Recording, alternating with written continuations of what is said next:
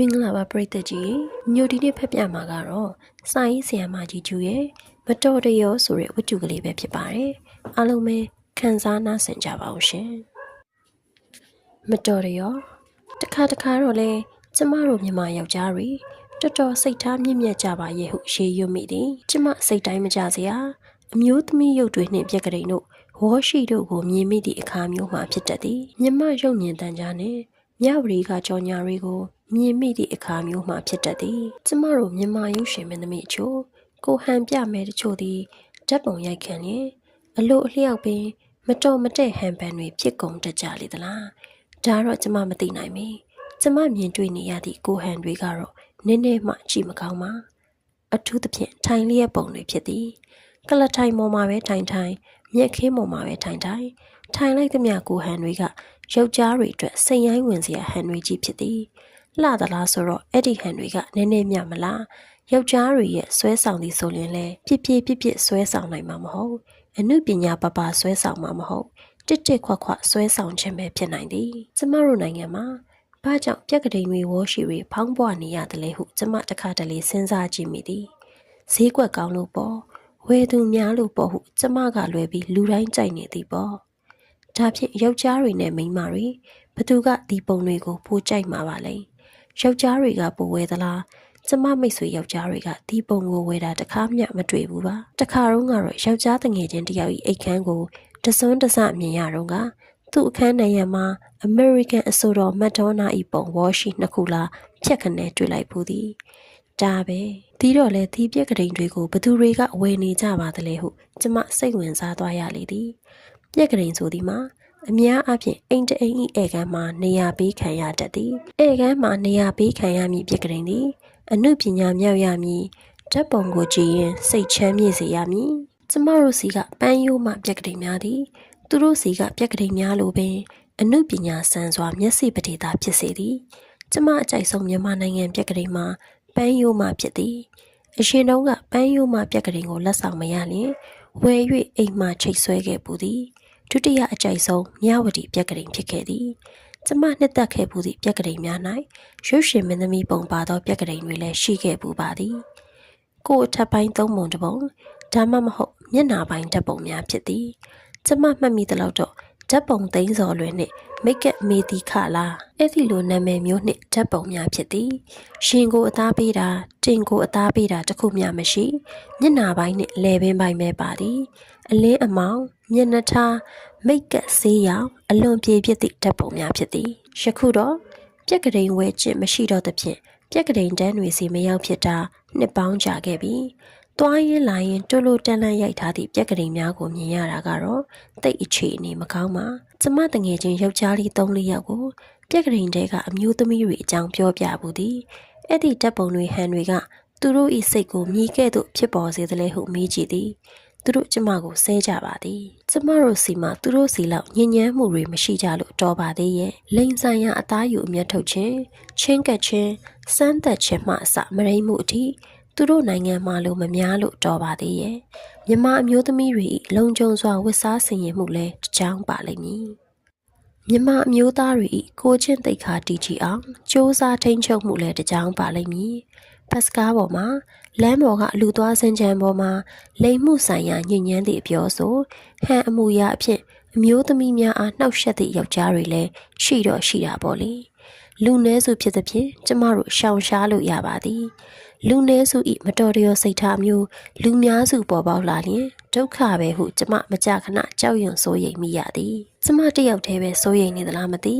ဓာတ်ပုံရှင်အမျိုးသမီးတွေမှာကျမထပ်ပို့ပြီးလုံခြုံစိတ်တွေရှိနေသလားဒါမှမဟုတ်ဤကဲ့သို့သောအကြောင်းကြောင့်ထိုကဲ့သို့အကျိုးဖြစ်ပေါ်တန်ကောင်းဟုပင်မစင်စားမိကြတာလားကျမမသိနိုင်ပါယခုခေတ်သည်ရုပ်ဝတ္ထုကိုအသားပေးလာသည့်ခေတ်ဟုဆိုရမည်ထင်သည်အခြေအနေအရ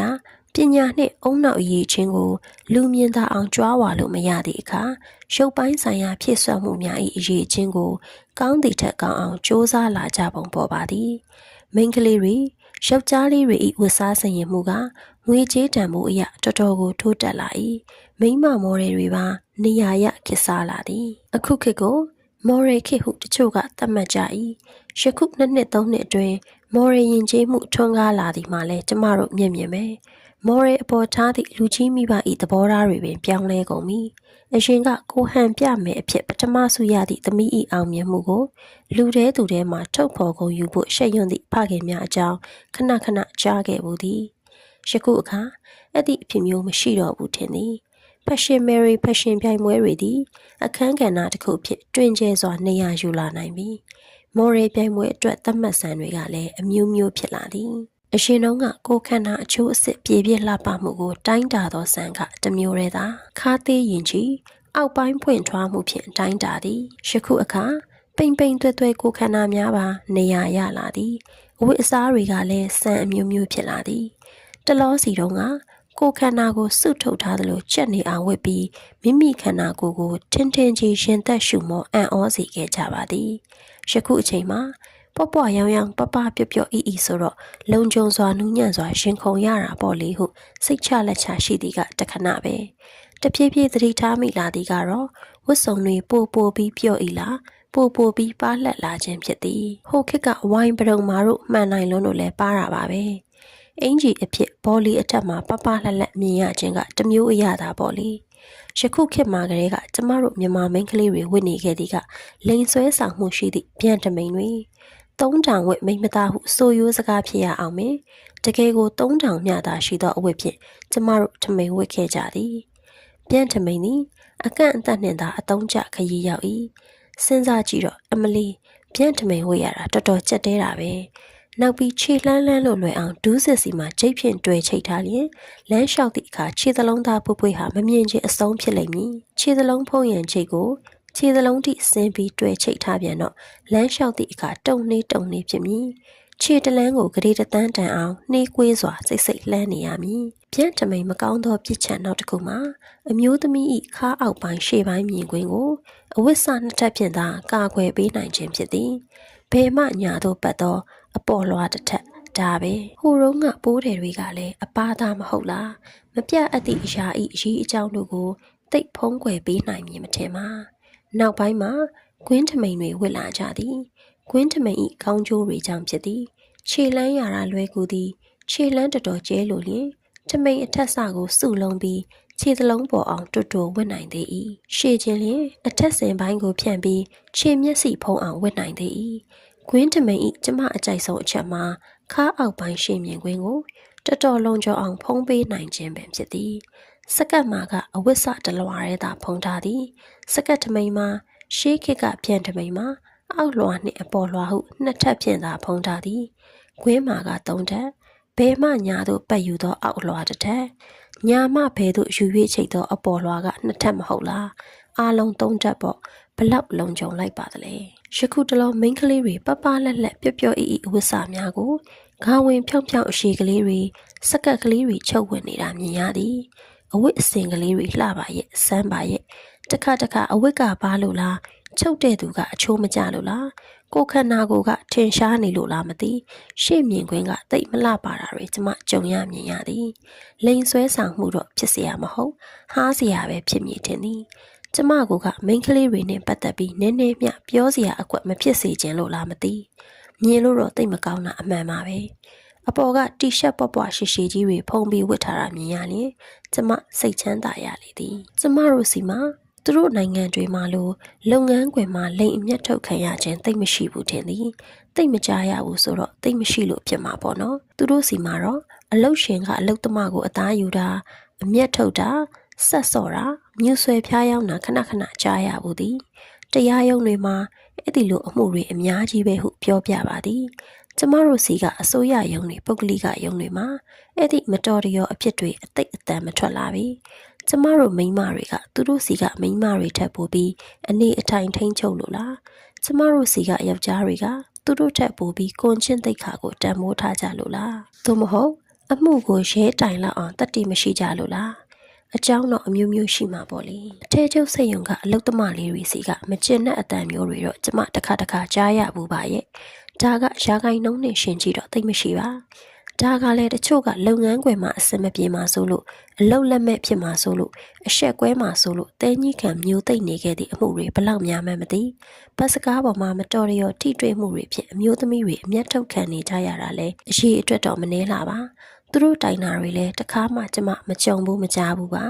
ဒီတော့ရဲစခန်းမှာတိုင်ချက်ဖွင့်ခံရသည့်လိန်ဆိုင်ရာအမျက်ထုတ်ခံရမှုများဘလောက်များပြားနေခဲ့သလဲစည်ရင်စရာမှန်းချေကျမတို့မသိနိုင်ပါမတိုင်ကြဘူးဆိုတော့တိတ်နစ်နာစွာအမျက်ထုတ်ခဲ့ခြင်းမျိုးမဟုတ်လို့ပဲဟုစိတ်ပြေစရာရှိပါသည်ဘာပဲဖြစ်ဖြစ်လမ်းပေါ်မှာအငှားကားပေါ်မှာတွေ့ရမည့်ယောက်ျားတွေသည်ပြစ်မှုကျူးလွန်ရန်အလားအလာရှိသောစိတ်ဓာတ်ပိုင်ရှင်များဖြစ်ကြသည်မှာအမှန်ပဲဖြစ်သည်အခြေအနေနှင့်အချိန်အခါအခွင့်အရေးတင်တင်မျှတလျင်ရင်းရိုင်နိုင်စွမ်းရှိသူများကြီးဖြစ်သည်မဟုတ်လားယောက်ျားဖြစ်စေမိန်းမဖြစ်စေစိတ်ရင်းရိုင်မှု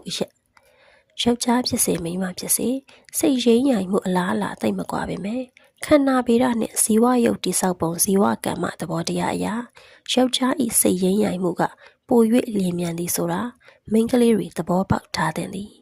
ကျမတို့မသိသောယောက်ျားတွေဤမြင့်မြတ်မှုအပေါ်မိမိဤလုံခြုံမှုကိုပုံအပ်ယုံကြည်ပြစ်လိုက်မည်အစားမိမိကိုယ်တိုင်ထိန်းချုပ်ရှောင်ကျဉ်ခြင်းဖြင့်လုံခြုံမှုကိုမရှာဖွေသင့်ဘူးလားကျမတို့ဘက်ကတက်နိုင်သမျှလုံခြုံမှုရထားဖို့မလိုအပ်ဘူးလားမိမိဤစိတ်ဆန္ဒသဘောတူညီမှုတာယာမှုမပါပဲမိမိဤလိမ်ပေါ်မှာအမျက်ထုတ်အသားယူခံရသည့်အဖြစ်မှာကျမတို့မိန်းကလေးတွေအတွက်စိုးဝါးတဲ့နစ်နာမှုပဲဒါထက်ဆိုးတာကကျမတို့ကလည်းနစ်နာသေးရဲ့အဲ့ဒီနစ်နာမှုဟာကျမတို့ဝစ်စားစင်ရင်ပုံလျက်ပေါ်လော်လီလို့ဖြစ်ရတာပေါ့ဟုစော်ကားသူတွေဘက်ကစင်ကြေပြနိုင်လောက်အောင်လဲကျမတို့မှာဟာကွက်တွေရှိနေမယ်ဆိုရင်ကျမတို့ဘက်မှနှစ်ခါမနာရပြီဘူးလားတခါနိုင်ငံခြားရုပ်ရှင်မင်းသမီးများ၏ဝစ်စားစင်ရင်ပုံကိုကြည့်ပြီးကျမတို့စိတ်ခန့်မသိဖြစ်ရသည်သူတို့ကကျမတို့နှင့်ပြောင်းပြန်ကိုယ်အထက်ပိုင်းကိုဖော်နိုင်သမျှဖော်ဖို့ကြိုးစားတည်ထွင်ပြကြ၏တချို့ဝတ်ထားသည့်အဝတ်အစားတွေကရှင်သားကိုနည်းနည်းကလေးဖုံးသည်ဆိုရုံကလေးဖုံးဟန်ပြထားသည့်ပုံစံမျိုးဖြစ်မှဖြစ်ရလေဒါဆိုလဲဝတ်မနေပါနဲ့တော့တခါတည်းချွတ်ပဲထားလိုက်ပါတော့လားဟုကျမရေရွတ်မိသည့်အထိစိတ်အနှောက်အယှက်ဖြစ်ခဲ့ကြရသည်ဘာကြောင့်များမိမိနှင့်မသက်ဆိုင်သည့်ယောက်ျားအလုံးကိုပြချင်ရတာလဲမိန်းမတွေရဲ့အဲ့ဒီစိတ်ဟာတော်တော်ထူးဆန်းတာပဲဟုကျမနားမလည်နိုင်အောင်ဖြစ်မိသည်အဲ့ဒီလိုမိန်းမတွေဟာယောက်ျားနဲ့မိန်းမတန်းတူအခွင့်အရေးရောလိုချင်ရဲ့လားယောက်ျားဤဉာဏ်ရည်ကိုရှင်ပေါင်တန်းအမိလိုက်နိုင်သည့်ဉာဏ်ရည်မျိုးတွေကိုလိုချင်ရဲ့လားမိမိဤမိန်းမဆန်ဆန်လှပနှွယ်နှောင်းမှုခန္ဓာဤလိန်ခွန်အားကိုသာအတိကတန်မိုးထားသူများဖြစ်လေသလားကိုချစ်သည့်အမျိုးအစားဖြစ်သတ်မှတ်ရမလားရုပ်မြင်သံကြားမှာရုပ်ရှင်မှာအဲ့ဒီလိုမိန်းမတွေကအလှအပကိုမတော်တရောပြရောသူတို့ကိုယ်တိုင်ကတော့လမ်းပေါ်မှာလုပ်ငန်းခွင်မှာရှောက်သွားနေရတာမဟုတ်လုံခြုံရေးအဆောင်တွေနဲ့အလုံပိတ်အဖိုးတန်ကားတွေနဲ့လုံခြုံရေးစနစ်ကောင်းကောင်းဖြင့်စောင့်ရှောက်ကာကွယ်ထားသောအင်ကြီးတွေနဲ့လုံခြုံလို့သူတို့ကိုကြည့်ပြီးမတော်တရောစိတ်တွေထကုန်မဲ့ယောက်ျားတချို့ကိုသူတို့ကြုံချက်ရင်ဆိုင်ရမှာမဟုတ်အဲ့ဒီပိုရန်ရှယ်ယောက်ျားတွေကိုလျှက်စစ်ကူအောင်သူတို့ကဖန်တီးပေးလိုက်မိပြီဆိုတာလဲအသိဝင်စရာမလိုပဲအဲ့ဒီယောက်ျားတွေကိုကြုံချက်ရင်ဆိုင်ရသည်ကတာမန်အမျိုးသမီးကလေးတွေအလောက်ခွင်မှာပတ်စကားပေါ်မှာမြေအောက်ရထားဘူတာယုံမှာနေ့စဉ်နဲ့မျှရုံးကန်လှုပ်ရှားနေကြသည့်မိန်းကလေးတွေသူတို့လေးတွေကသာထိုယောက်ျားအမျိုးအစားတို့အတွက်သားကောင်တွေဖြစ်ရသည်သူတို့လေးတွေမှာဘော်ဒီကတ်မရှိပါလက်နက်ကင်လုံခြုံရေးအဆောင်မရှိပါအဖိုးတန်ကားကြီးတွေမရှိပါသူတို့လေးတွေလုံခြုံမှုကိုဘသူကများကာကွယ်ပေးနိုင်မို့လဲအလောက်ခွင်မှာလည်းယောက်ျားတွေလမ်းပေါ်မှာလည်းယောက်ျားတွေမြေအောက်ရထားဘူတာယုံရထားတွေထဲမှာလည်းယောက်ျားတွေမိမိတိုက်ခန်းအဝင်စင်းချံဟိုဘက်ဒီဘက်တွေမှာလည်းယောက်ျားတွေတိထက်လုံခြုံသည့်တိုက်ခန်းတို့လည်းငွေကြေးချေနေရမပြောင်းနိုင်သူတို့အတွက်ဘာကိုအကာအကွယ်ယူရမှာလဲအဲ့ဒီအခါမျိုးမှာမိမိဘေးအတွက်ယောက်ျားတွေမြင့်မြတ်မှုကိုအားကိုးယုံကြည်ထားရယုံပဲလားအခြားဘာနည်းတွေများရှိသေးလို့လဲကျမတို့မိန်းမတွေမှာနူးညံ့ပျော့ပြောင်းမှုအရာကိုခန္ဓာဤတိဆောက်ပုံတဘာဝအရာယောက်ျားတွေဤသားကောင်ဘဝသို့ရောက်နေကြပြီးသားပါကျမတို့ဟာသူတို့ရဲ့သားကောင်ပါလားဟူသည့်အမြင်မျိုးသူတို့မှာပျောက်ကွယ်သွားအောင်ဒါမှမဟုတ်တတ်နိုင်သမျှသူတို့မိထားလို့ရအောင်ကျမတို့ကနီးမျိုးစုံဖြင့်ရှောင်တိန်ကာကွယ်နေမှဖြစ်မည်သူတို့နဲ့ဉာဏ်ရည်တူအောင်အရေးအချင်းတူအောင်ကိုလေးစားလာအောင်ကျမတို့လုပ်နိုင်တာပဲကိုခန္ဓာအလှပါအသားအရည်နူးညံ့မှုစသည်တို့ဖြင့်ဆွဲဆောင်စရာအဖြစ်မျိုးတွေတစ်ခါနှစ်ခါတစ်ယောက်နှစ်ယောက်နဲ့တော့ကြုံရမှာပေါ့တော်ပြီပေါ့ဘာဖြစ်လို့ဒီလက်နက်တွေကိုကြီးအရေးတယူထုတ်သုံးနေရတယ်လဲတခြားလက်နက်တွေမရှိလို့များလားအဲ့ဒီဓာတ်ပုံစရာကြောညာဒါရိုက်တာတွေက